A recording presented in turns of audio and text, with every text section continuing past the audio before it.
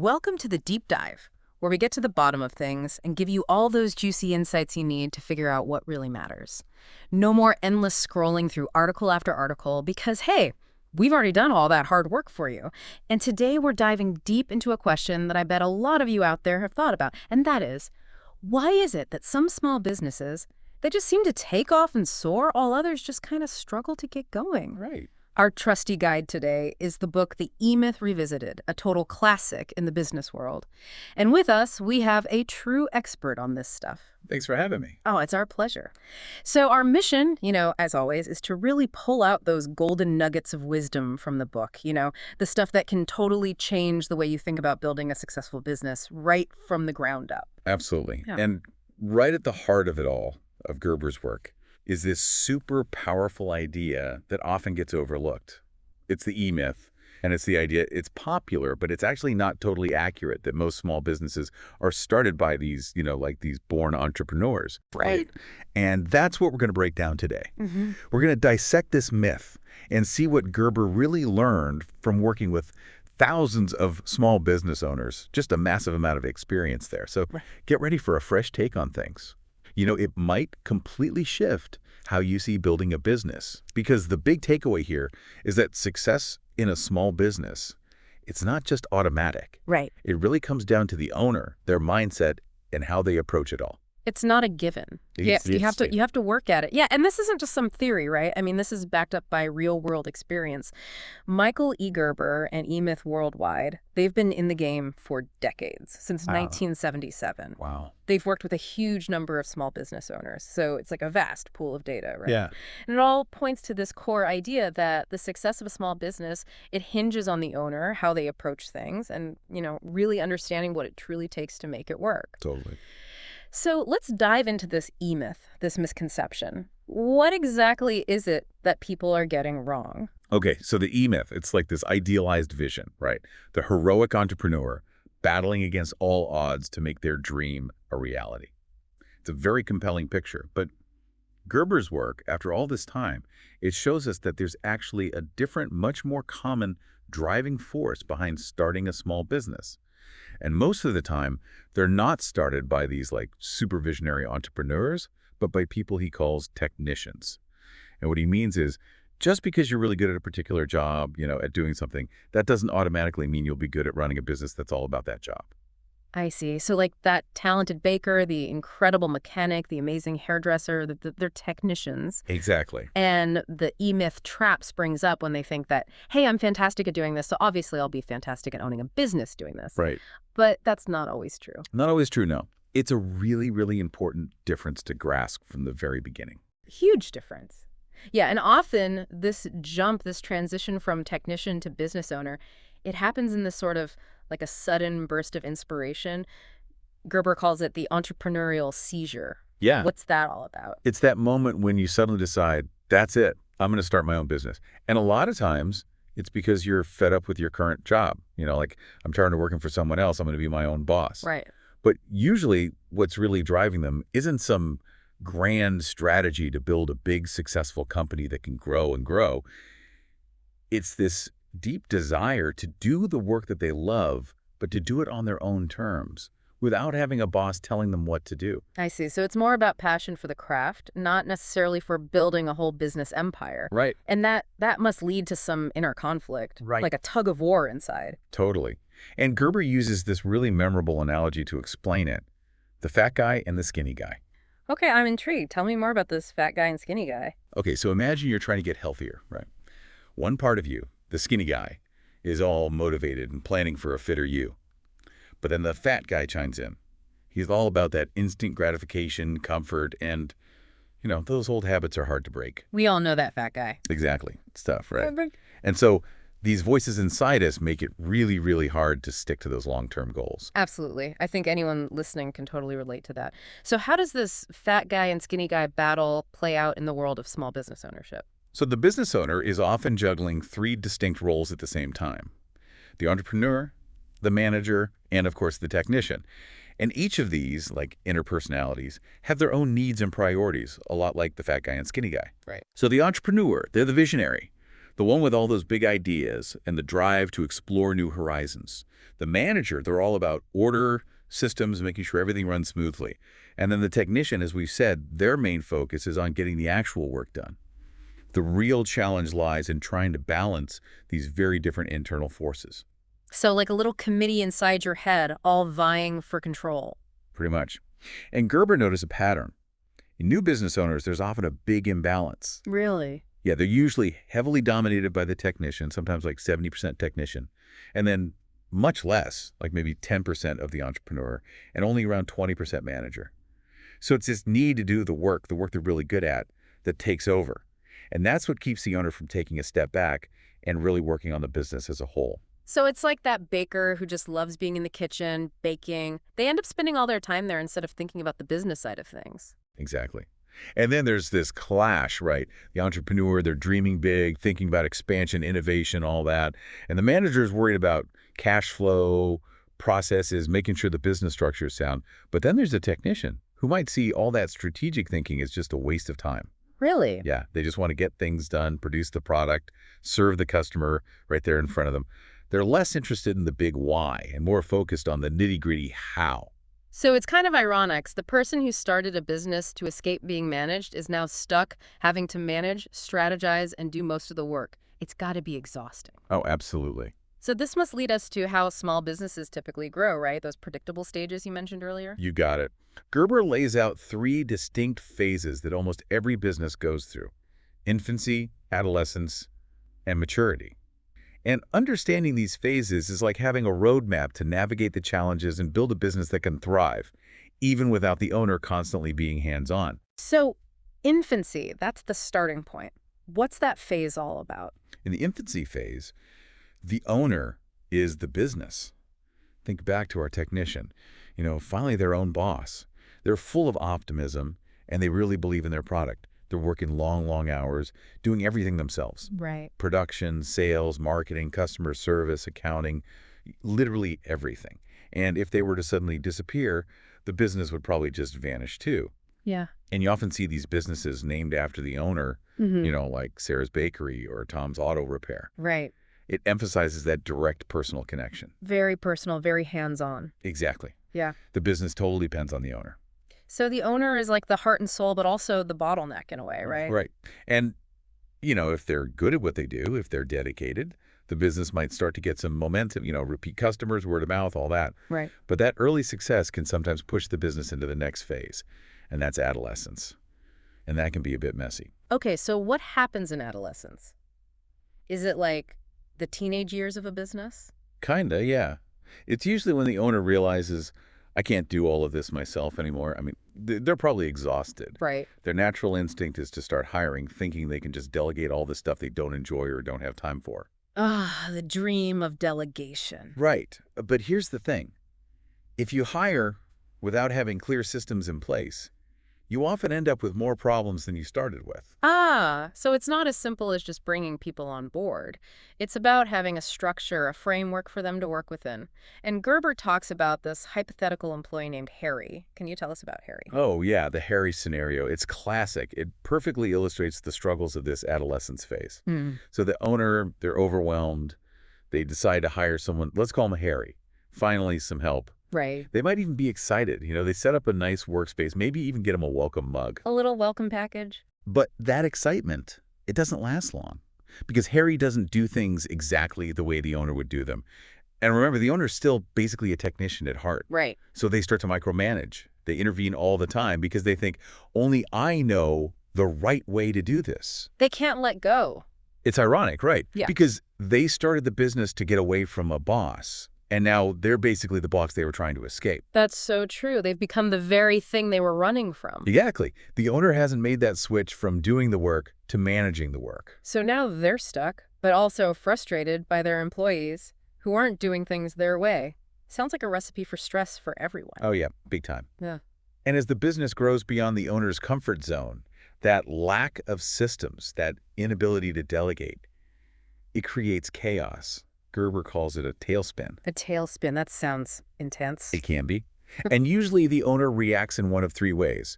They might try to go back to infancy, like shrink the business, let go of employees, and try to handle everything themselves again. So they go back to that comfort zone. Exactly. Or they might try to grow even faster, like go for broke, without fixing those underlying problems. Just push harder. Yeah. Or they might just keep struggling, barely hanging on, overwhelmed all the time. Just treading water. Yeah. And what's interesting about that getting small again reaction, it seems counterintuitive, right? It's like the opposite of business growth. Exactly. But Gerber points out that it's not always a strategic move. It's often because the owner's hitting their own personal limits. Maybe they lack the skills to manage. Maybe they just don't want to manage a bigger operation. I see. It's more personal than strategic. Yeah. And that's a big lesson here. The owner's job has to shift from just doing the work to actually preparing for and managing growth. Okay, so infancy is all about the owner being the business. Adolescence is that chaotic growth spurt. Yeah. What about maturity? What's the end goal, the ideal state for a business? Maturity, that's where it all comes together. Unlike those first two phases, which are mostly reactive, just responding to what's right in front of you, maturity is all about having a vision for the future and being proactive. Okay. It's about the owner stepping back from the day-to-day and asking those big questions like, where do I see this business going? What's the timeline? What resources do I need? Thinking long-term. Right. Mistakes are going to happen, of course, but in a mature business, the owner has thought about those challenges and has plans in place to handle them. They're not just flying by the seat of their pants. They're not winging it. Exactly. They have a flight plan. So it's going from firefighting to fireproofing. Yeah, I like that. And the core of maturity is that the business can function and grow without the owner having to be there all the time doing everything. Wow, that's a powerful image. So it sounds like a huge shift for someone who started as a technician to get to that mature stage. How do they bridge that gap? This is where the turnkey revolution comes in, right? Exactly. Gerber introduces this idea of looking at your business as a product. Right. And he gets inspiration from franchises, McDonald's, Starbucks, that's what he calls the turnkey revolution. Right. Because each franchise, they run in a very predictable way, no matter who the owner or manager is. You know what you're getting. Exactly. And that's because they're built on a system of tested, replicable parts.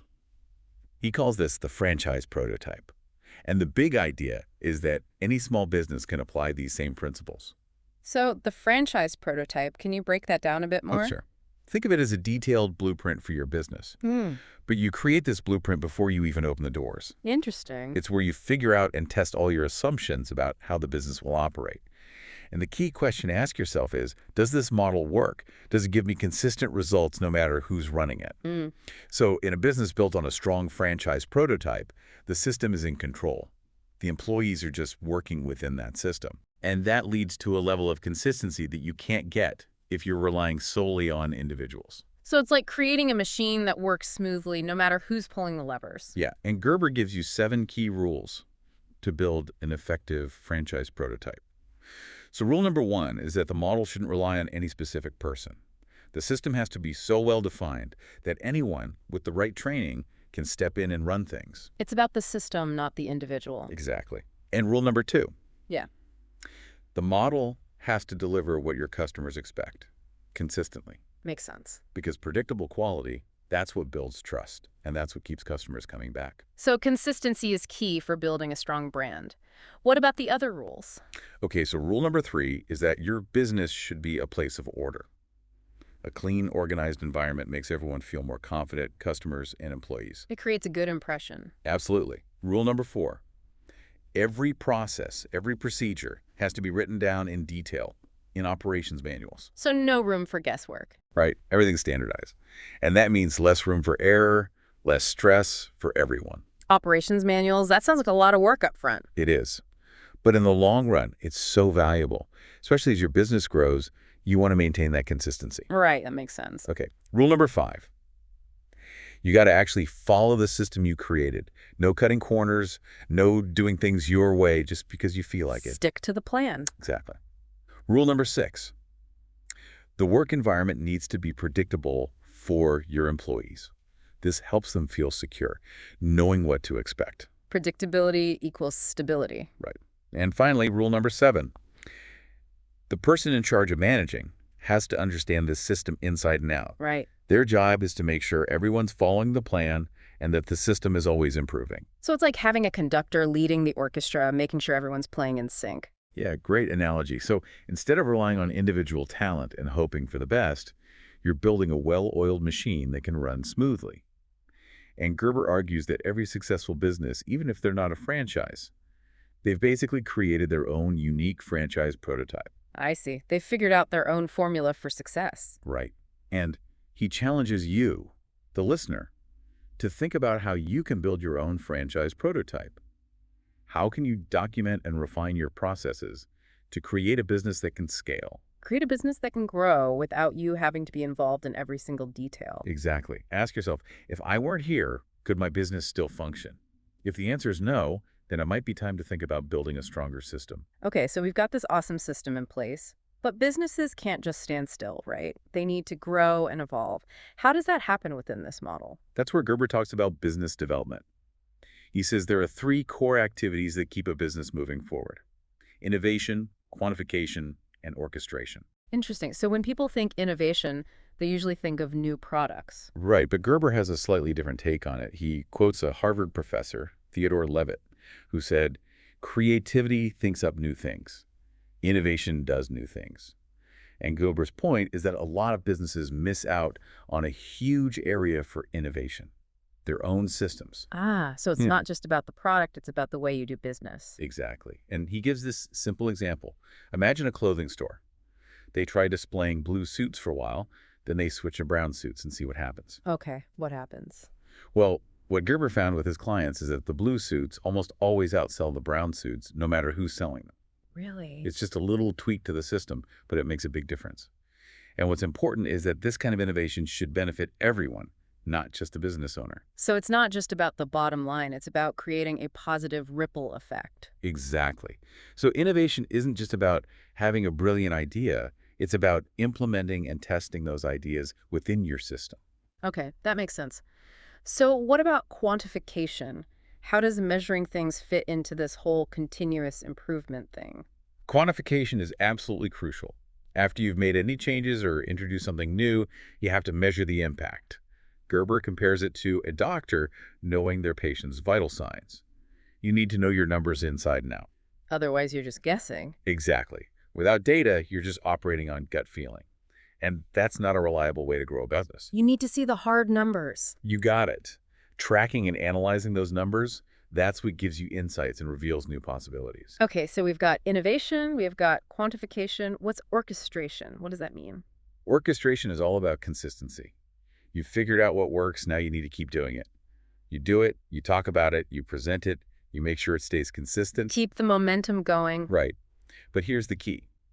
If something stops working, you have to be willing to change it. You have to adapt. It's exactly. Business development, it's not a one-time project. It's a constant cycle of innovation, quantification, and orchestration. It's a journey, not a destination. Well said. So shifting gears a bit, Gerber doesn't just focus on the nuts and bolts of systems and processes. He also talks about the deeper meaning of owning a business and how it connects to personal fulfillment. Right. He really believes that working on your business, it becomes a journey of working on yourself. Interesting. It's not just about efficiency or profits. It's about creating a more fulfilling life, not just for yourself, but for everyone involved in the business. Yeah. He talks about things like harmony, balance, passion, and focus. And continuous improvement. It's not just about making things better for the sake of it. It's about making life better. It's about making life better. That's a beautiful idea. So the business becomes this vehicle for personal growth and a way to create a life that you actually enjoy. And that brings us to the primary aim and the strategic objective. Can you explain those concepts? Absolutely. The primary aim is the big picture. What do you want your life to look like? The dream life. Exactly. And Gerber says your business should be designed to help you achieve that dream. It should support your life, not control it. Exactly. And that's where the strategic objective comes in. It's a clear statement of what your business needs to do for you to reach that primary aim. It's like a vision of the finished product, a business that actually enriches your life. So how is that different from a typical business plan? A business plan is usually focused on external factors. The market, the competition, all that. Right. But the strategic objective, it comes from your personal life plan. It's your internal compass. It ensures that all your energy and effort is moving you towards the life you want. So it's more about aligning your business with your personal values and aspirations. Exactly. It's a totally different way of thinking about business planning. Okay, so what are the key elements of a strategic objective? What do you need to define? Okay, first, you need a clear financial target. How much money do you want to make? What kind of income do you need from the business? Right, the numbers have to make sense. Absolutely. Then you need a really compelling opportunity. Is this business idea actually capable of meeting those financial goals? And just as importantly, does it offer something valuable to your customers? Right. And Gerber emphasizes that people, they don't just buy products or services, they buy feelings and solutions to their problems. They buy into the feeling, the experience. Exactly. So you need to understand your ideal customer really well. Who are they? What motivates them? Why do they buy things? So it's not just demographics, it's psychographics too. Absolutely. Yeah. And the third thing you need to define is your product. What exactly are you offering, and how does it meet those needs and desires that your customers have? It has to be a perfect fit. Right. And Gerber illustrates all of this with Jack and Murray, who are creating this fictional company called Widget Makers, Inc. They go through the whole process of figuring out their strategic objective, and they do all this research about their potential customers, not just their age and location, but what makes them tick, what kind of widget would actually get them excited. So it's really about putting the customer at the heart of everything. Exactly. And that research, it informs everything they do, from how they design their product to how they market it. So once you have your vision and your strategic objective, how do you actually build a structure to support all of that? That's where organization and management come in. Right. Gerber talks about the importance of an organization chart. Even if you're a one-person show right now, create that chart. Okay. It helps you visualize the different roles in your company, like marketing, sales, operations, finance. It's a roadmap for how things need to be managed as you grow. It's like the blueprint for your dream team, even if you're playing all the roles yourself right now. Exactly. So in the widget makers example, they might outline roles like VP of operations, president, VP of finance, sales manager, all those different positions. So you're laying the foundation for future growth. Exactly. And then for each of those roles, you create what Gerber calls a position contract. Okay, what's that? It's basically a written agreement that spells out exactly what each person in that role is responsible for, what authority they have, and what results are expected of them. So it's more than just a job description. Right. It's a formal agreement. And here's the important part. The owner should also sign these contracts for each role they fill. Even if they're doing everything right now. Yes. It brings so much clarity to who does what and what the expectations are. Okay, so everyone's clear on their roles. What about the overall management approach? How do you manage effectively in this system-driven model? Gerber's big idea here is that the system is the solution. It's not about finding some amazing manager to fix all your problems. It's about building systems that work no matter who's running them. So the system itself is the superstar. Exactly. And he tells this great story about a hotel called the Venetia. Okay. They're known for their incredible customer service, but it's not because they have these super talented employees. It's because they have amazing systems. I see. So the system is what makes them so good. Yeah.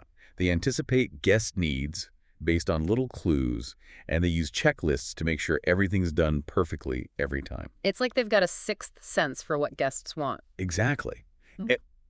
This way of thinking, it changes how you hire people. You're not just looking for someone to work. You're looking for someone who can contribute to the system and the overall vision. They're part of something bigger. Right. And Gerber even talks about viewing your business as a dojo. Like a martial arts training ground. Yeah, a place where you can practice and become the best version of yourself. And he outlines the boss's philosophy, which is all about having clear job descriptions, strong values, constantly learning, celebrating wins, being adaptable, and having a sense of purpose in what you're doing. Creating a positive and engaging work environment. Exactly. And he calls it a game worth playing.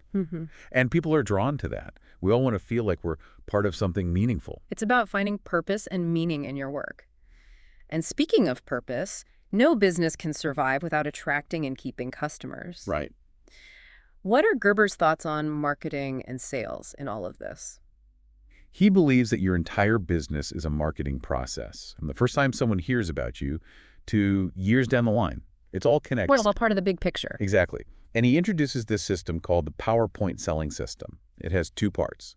structure, which is the what of your sales process, the steps you take, and then substance, which is the how, the specific words and techniques you use. Okay. And he calls this the PowerPoint selling process. So it's a structured approach to how you interact with potential customers. Exactly. It makes sure you're always communicating your value proposition in a clear and consistent way. So it's not about being pushy or salesy. It's about guiding the customer towards the right solution. Right.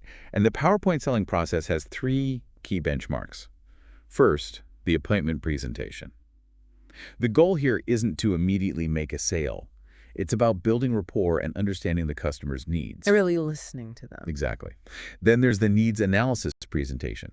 And this is where you use specific tools, like questionnaires, to really pinpoint the customer's problems and desires.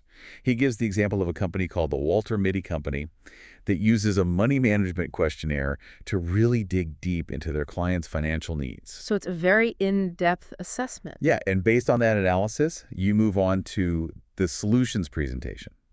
This is where you offer tailored solutions that directly address what you've uncovered. So you're offering real value, not just trying to make a quick sale? Exactly. It's a much more effective approach in the long run. So it's really customer-focused. Absolutely.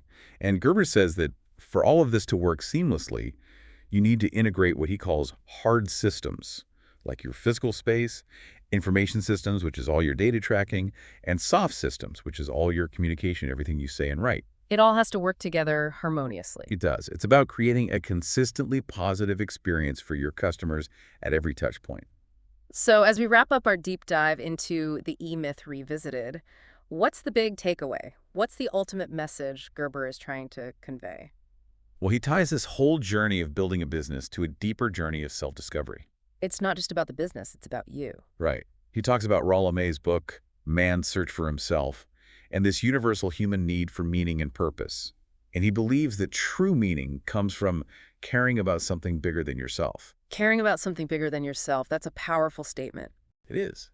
And he says the way to find that meaning is not by dwelling on the past, but by actively creating the future, building a business that reflects your values. And he warns against staying stuck in your comfort zone. Because that can hold you back from your true potential. Absolutely. In a way, a small business can be like a training ground for life. You learn and grow through the process. Right. And the big message of the book is that if you understand and apply these principles, you can build a business that not only works, but a business that brings you fulfillment. So it's not just about working hard, it's about working smart and intentionally. Exactly. The key is to shift from being the technician who's always in the business to being the entrepreneur who works on the business. To step back and see the bigger picture. Right. And to do that, you need to understand the E-Myth and build systems that can run without you. We hope this deep dive has given you some new ways to think about building a successful business. It's all about having a vision, creating strong systems, and always striving to grow as a person. So as you go about your day, think about this. What E-Myth beliefs might be holding you back? And what one small step can you take today to start working on your vision instead of just working in it? Great question.